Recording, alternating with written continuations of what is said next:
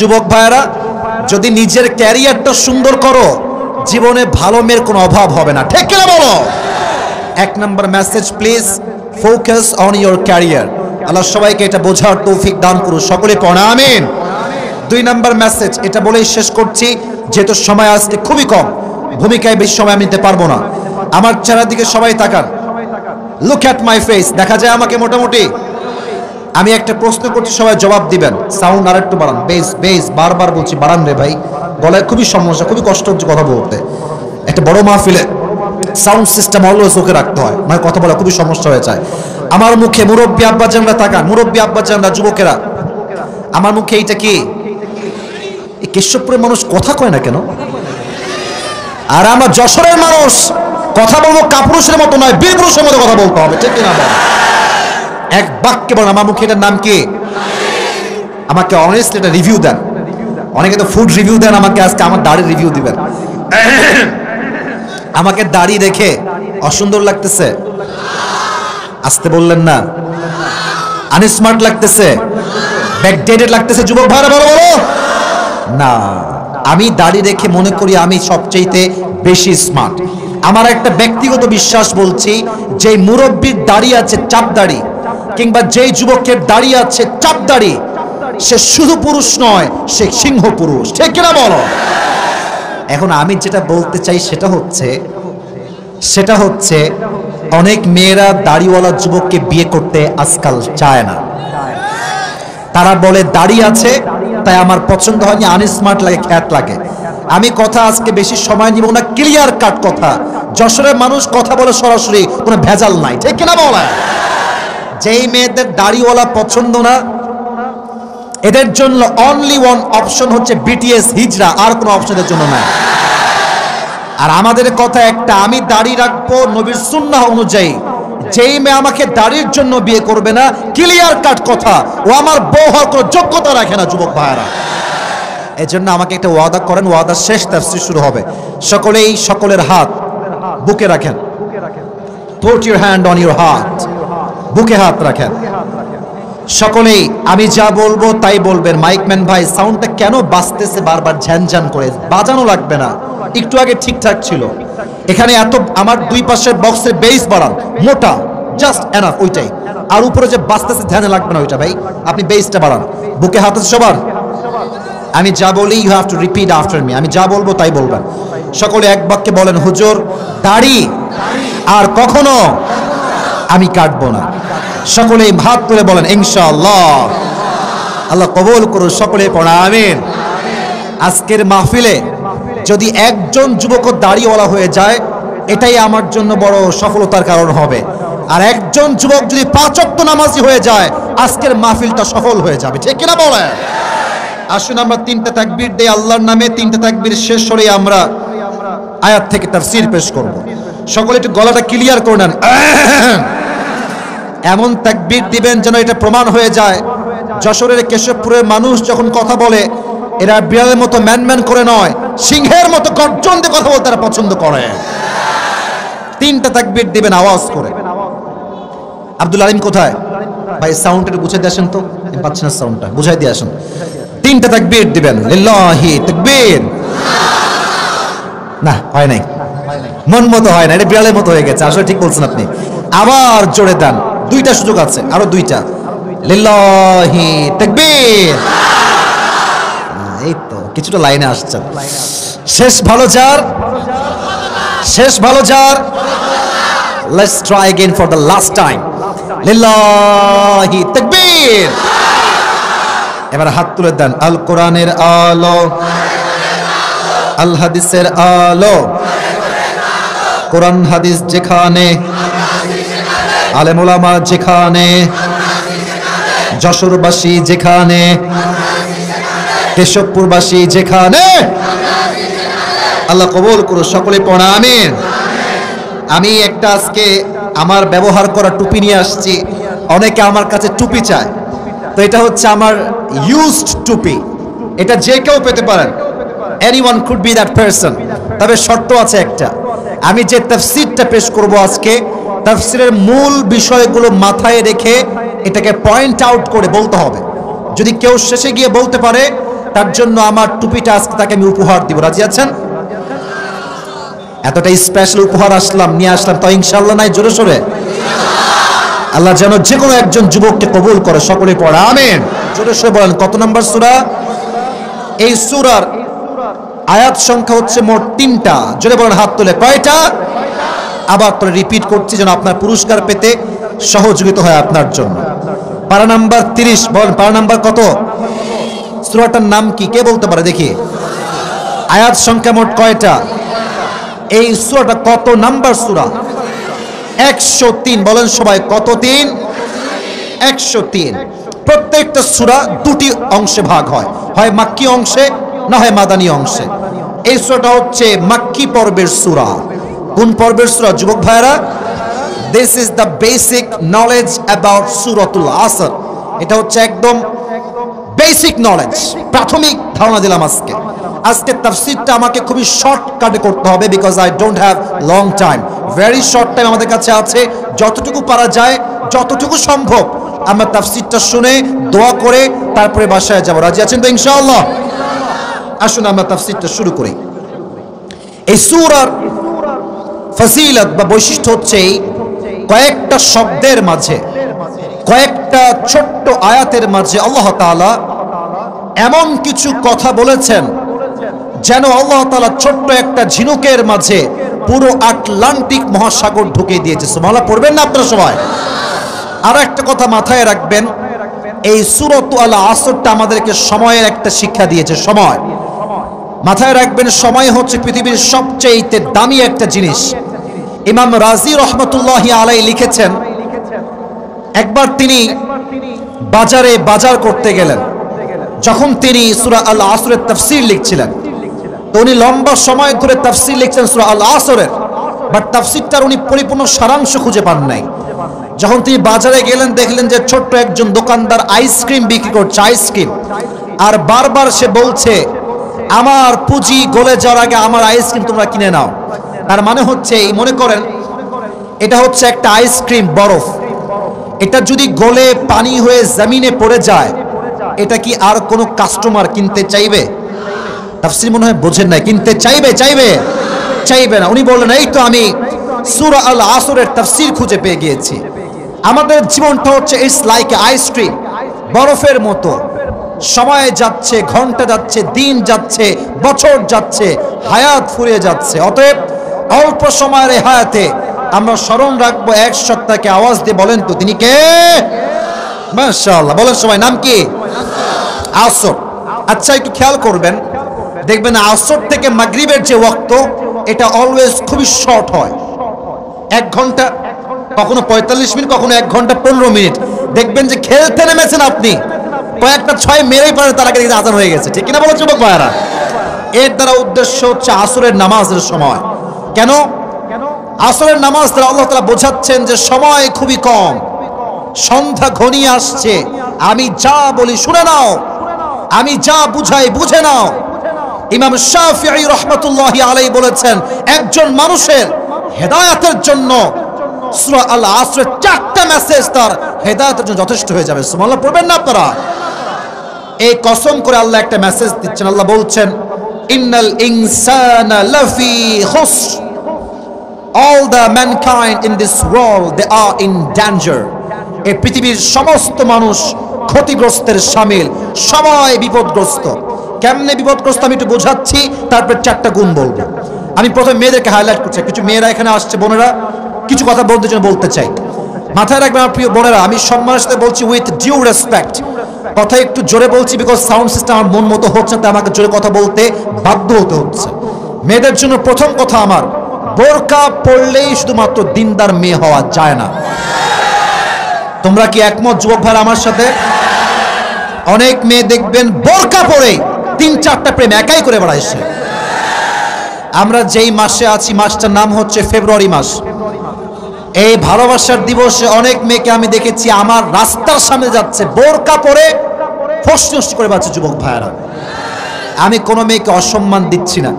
আমার কথা একটা, যদি আপনার এগুলো করতেই মনে চায়, আপনি বোরকা কোন কারণে পড়লেন? আপনি জিন্সের প্যান্ট পরে করে বেড়ান, সব ঠিক কিনা বলো যুবক ভাইরা?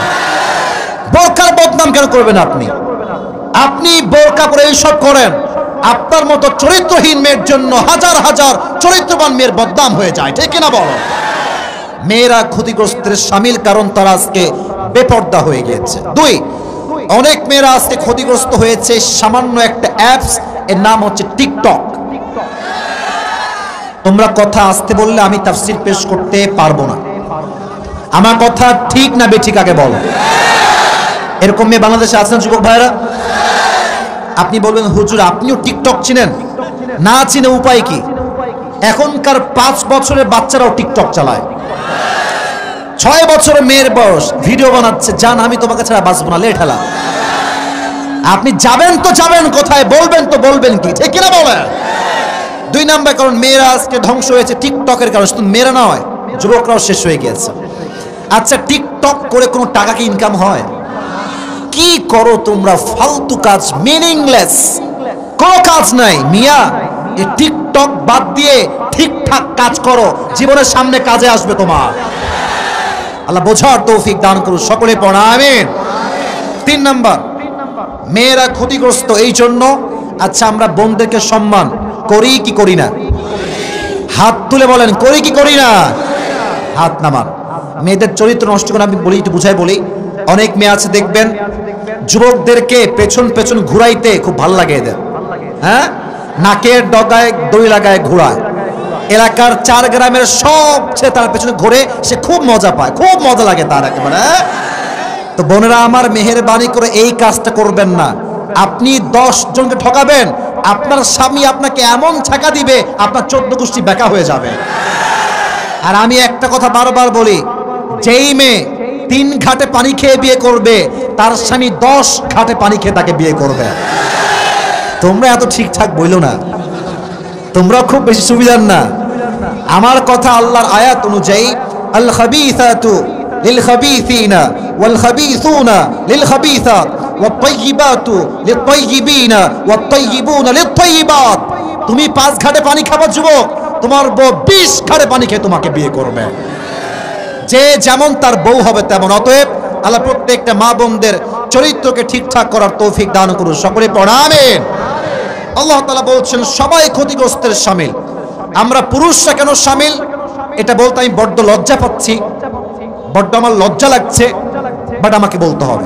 আপনারা কি আমার কথায় মাইন্ড করবেন নাকি? আপনারা নায়ের আওয়াজ তো ভাবসা ভালো মনে হচ্ছে না, মাইন্ড করবেন নাকি আপনারা?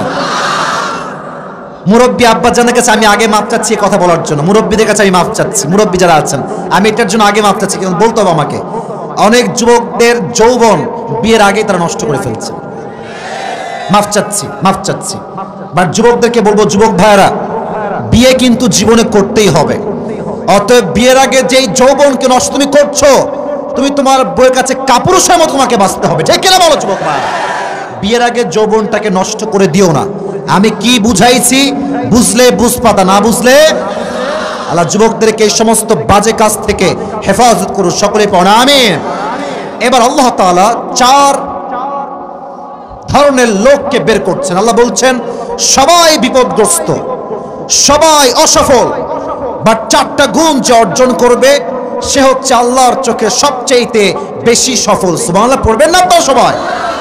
4টা গুণ। নাম্বার 1, ইল্লাল্লাযীনা আমানু, the person who has the faith, সেই ব্যক্তি যার হৃদয়ে ঈমান আছে। এক সত্তার উপরে আওয়াজ দিয়ে বলেন তিনি কে?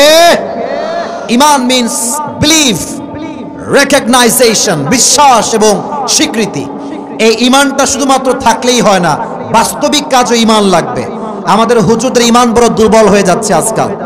আমরা হক কথা বলতে বড্ড ভয় পাই, কারণ হক কথা বললে আমাদেরকে জেলখানা লাগে, ঠিক কিনা বলো যুবক ভাইরা? কেন বললাম? কারণ আমাদের দেশে নর্তকীরাও আজকাল সংসদের চান্স পেয়ে যায় আর গিয়ে বক্তব্য দেয় আমরা তো বুখারী শরীফ পড়ি। ওরে বাপ রে বাপ, বুখারী পড়ে, তিরমিজি পড়ে, ফাইটটা যায়। সারা জীবন নোংরামি করে মানুষের নেতৃত্ব দেওয়া যায় না যুবক ভাইরা, ঠিক কিনা বলো? অথবা আমাদের কথা একটা, ইমানদার হবে যে, নেতা হবে সে, ঠিক কিনা বলো? এবার একটা প্রশ্ন করি সবাইকে।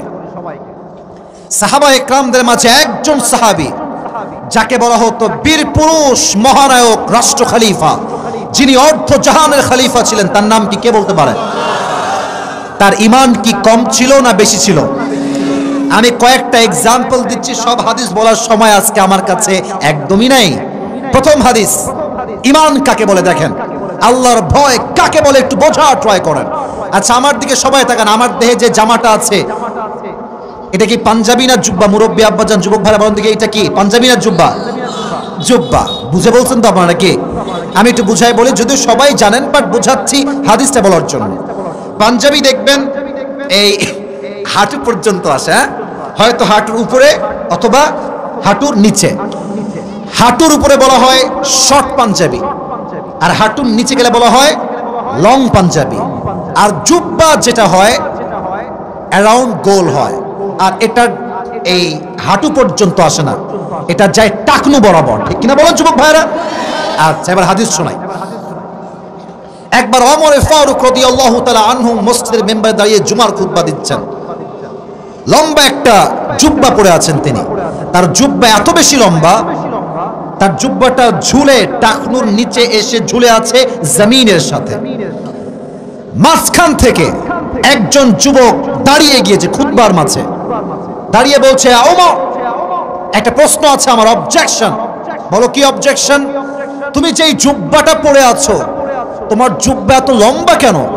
তুমি কি রাষ্ট্রের টাকা মেরে খেয়েছো? নাউজুবিল্লাহ পড়বেন না আপনারা? ভাইরা আমার, মন থেকে বলবেন, ওমরে ফারুকের মতো একজন সাহাবী রাষ্ট্রের এক পয়সা মেরে খেতে পারে? পারে পারে পারে পারে পারে অসম্ভব, এটা হতেই পারে না। কিন্তু দেখেন ওমরের রিয়াকশন, আমার ফেস দেখেন, এত বড় বাজে কথা। উনি তো চাইলে ফাঁসির আদেশ দিতে পারতেন। বলেন এখন পারতেন না? পারতেন না? আমার বাড়ি কোথায় তুই জানিস? বেটা, যে নেতার পরিচয় বড় হয় সে কখনো ভালো ব্যক্তি হতে পারে না। যে নিজের পরিচয় বড় হয় সেই তো বীর বাহাদুরের সন্তান। ওমর ফারুক কোনো বাহাদুরি নাই, চুপচাপ দাঁড়িয়ে আছে, তার পাশে তার সন্তান আছে। হাদিসে আসছে ইসমুহু আব্দুল্লাহ ইবনে ওমর, তার নাম হচ্ছে আব্দুল্লাহ ইবনে ওমর। দাঁড়িয়ে বলছে, এই ভাই দাঁড়ান, জবাবটা আব্বা না, জবাবটা আমি আপনাকে দিচ্ছি। কি জবাব? বলছে, আব্বা তো এক টাকাও মেরে খান নাই, তবে জুব্বা লম্বা কেন হলো আমি আপনাকে স্টোরিটা বলছি। প্রত্যেক বছর বাবার জন্য রাষ্ট্র থেকে একটা জুব্বা আসে। কেশবপুরের ভাইরা, কয়টা জুব্বা আসে? বাবার জন্য একটা আসে, আমার জন্য মোট কয়টা হইল? দুইটা। তো এই বছর যে জুব্বা আব্বাজান পেয়েছেন, ওমরে ফারুকের অনেক লম্বা একজন সাহাবী, সুদর্শন পুরুষ, সুবহানাল্লাহ আপনারা সবাই। তো যখন জুব্বা তিনি পেয়েছেন, জুব্বা যখন গায়ে দিয়েছে, দেখছে জুব্বাটা এই হাঁটুর সামান্য নিচে আসে, টাকনুর থেকে অনেক অনেক উপরে। রাষ্ট্রের প্রাইম মিনিস্টার, প্রধানমন্ত্রী যদি জুব্বা পরে পাঞ্জাবির মতো, কেশবপুরের ভাইরা, একজন রাষ্ট্রপ্রধানের ব্যক্তিত্বের সাথে এটা কি যায়? বলেন কেন যায়? যায় যায় যায় না। আমি আসিফ যদি আজকে ওয়াশ করতে আসি একেবারে জিন্সের প্যান্ট টি শার্ট পরে সানগ্লাস দিয়ে আর হাতে ওটা ব্রেসলাইট পরি, এটা কি আমার সঙ্গে যায়? তো ওইটা ওনার সাথে যায় না। তো উনি চাইলে অনেক নতুন জুব্বা কিনতে পারতেন, না না না, কেনেন নাই। এখানে আমি বোঝাচ্ছি, এটা হচ্ছে সন্তানের জুব্বা, এটা হচ্ছে ওমরের জুব্বা। তো সন্তানের জুব্বা লম্বা ঠিকঠাক আছে, বাট ওমরের জুব্বাটা একটু শর্ট করলাম।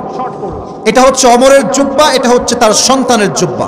যখন জুব্বাটা শর্ট হয়ে গিয়েছে, উনি বলেন, তুমি যাও তোমার জুব্বা নিয়ে আসো। জুব্বা নিয়ে আসছে, দুটো জুব্বা একসঙ্গে। এবার বলছেন, তুমি দর্জি নিয়ে আসো। দর্জি আসছে, জাহাপনা কি আদেশ আপনার? বলুন, আমি এখনই পালন করবো, আপনার আদেশ কি? বলছে, আমার সন্তানের জুব্বার থেকে নিচের এতটুকু গোলটা কাটা হলো, বলো ওই পাটটুকু তুমি আমার জুব্বায় লাগিয়ে দাও। যখন জুব্বায় লাগিয়েছে, আগের চাইতে একটু বেশি লম্বা হয়ে গিয়েছে। ওমর ফারুক চাইলে কয়েক লাখ টাকার জুব্বা কিনতে পারতেন, বাট তিনি তালি দিয়ে জুব্বা পরে প্রমাণ করেছেন, ঈমান থাকলে রাষ্ট্রের এক টাকাও কেউ মেরে খাবে না। ঠিক কিনা বলেন? আর আমাদের দেশে কথা বললে তো অনেকে মাইন্ড করবেন, বাট বলতে হবে। আবার মাঝে মাঝে দেখবেন রাস্তা আছে না, রাস্তা দেখবেন পিচ ঢালাও, আমি নিজে দেখেছি, এটা পিচ ঢালাও করছে, এমনে এমনে হাত দিলে উঠে যায় সব। তো এদের হৃদয়ে যদি ঈমান থাকতো এরা রডের জায়গায় বাঁশ দিতে পারতো। যুবক ভাইরা বলো বলো বলো। অতএব আমার বিশ্বাস রাষ্ট্রের প্রত্যেকটা চেয়ারম্যান, মেম্বার, মেয়র, এমপি, মন্ত্রী, প্রধানমন্ত্রী সকল হৃদয়ে আল্লাহর ভয় থাকলে, ঈমান থাকলে আগামীকাল থেকে আমার এই দেশে সুদ ঘুষ বন্ধ হয়ে যাবে, বাটপারি বন্ধ হয়ে যাবে, জেনা বন্ধ হয়ে যাবে, ধর্ষণ বন্ধ হয়ে যাবে। যুবক ভাইরা, আল্লাহ প্রত্যেকটা রাষ্ট্রের সদস্য সহ আমাদের সকলের হৃদয়ে ঈমানের গুণটা দান করুন। সকলে পড়া আমিন। এই ঈমান নিয়ে ওয়াজ করলে পুরো টাইম শেষ হয়ে যাবে, তাই ঈমানের ওয়াজ শেষ হবে না। তো আমি প্রেসাইজলি বলছি, 1 নম্বর গুণ ঈমান রাখতে হবে। যে ঈমান এনেছে সেই হচ্ছে সফল। দলিল কি? সূরাতুল মুমিনুন ফার্স্ট আয়াহ, ক্বাদ আফলাহাল মুমিনুন। যারা ঈমানদার তারাই হচ্ছে আল্লাহর কাছে সবচেয়ে সফল বান্দা। সুবহানাল্লাহ পড়বেন না আপনারা সবাই? আবার আল্লাহ তাআলা বলছেন, ফামান যুহজিহা আনিন নারি ওয়া উদখিলাল জান্নাতা ফাকাদ ফাজ। আমি আল্লাহর কাছে সফল হচ্ছে সেই বান্দা যেই বান্দা তার নামটা জাহান্নামের আগুন থেকে মুছাই দিয়েছে এবং জান্নাতের খাতায় তার নামটা সুনিশ্চিত করতে পেরেছে। আমি আল্লাহর চোখে তার মতো সফল বান্দা দ্বিতীয়টা আর কেউ হইতে পারে না। কোন সুবহানাল্লাহ। তাহলে সফলতার মানদণ্ড হচ্ছে জান্নাত, সফলতার মানদণ্ড হচ্ছে ঈমান। এবার আসেন 2 নাম্বার, ওয়া আমিলুস সলিহাত। এই দুইজন কই যায়? হলুদ জুব্বা আর এই সাদা শার্ট। এই এই কে কথা শুনেন না? বসে পড়েন। তাহিরের মতো না ভাই, আপনার যাচ্ছেন কোনে ভাই? সময় তো এখনো আছে নাকি নাই? আছে ভাই, আছে। মেহেরবানি করে কেউ ডান বাম হবেন না। আমি যদি 3:30টায় ওয়াজ শুরু করতে পারতাম তাহলে আমি এখন শেষ করতাম। যেহেতু আমার 15 মিনিট লস হয়েছে, আমাকে ওই 15 মিনিট আজকে পুষাই দিয়ে তারপর আমাকে যাওয়া লাগবে, নাকি শেষ করে দিব? ওয়াজ কি চলবে না এখনই শেষ হয়ে যাবে? তাকবীর দেন সবাই মিলে, আল্লাহু তাকবীর। 2 নাম্বার গুণ হচ্ছে ওয়া আমিলুস সলিহাত। যে বান্দা নেক আমল করবে, ভালো আমল, সে হবে সফল। প্রশ্ন সবার জন্য, কিয়ামতের দিবসে হিসাব দিবস যখন শুরু হবে, জান্নাতে যাওয়ার জন্য 100 আমলে কত আমল লাগবে কে বলতে পারে? 150 মানে হচ্ছে 51, 51। আমি সবার থেকে জানতে চাই কত লাগবে? আরো জোরে কত? 51, 51। এবার আমার 2 হাত দেখেন, দেখা যায়? এটা হচ্ছে ডান আমল।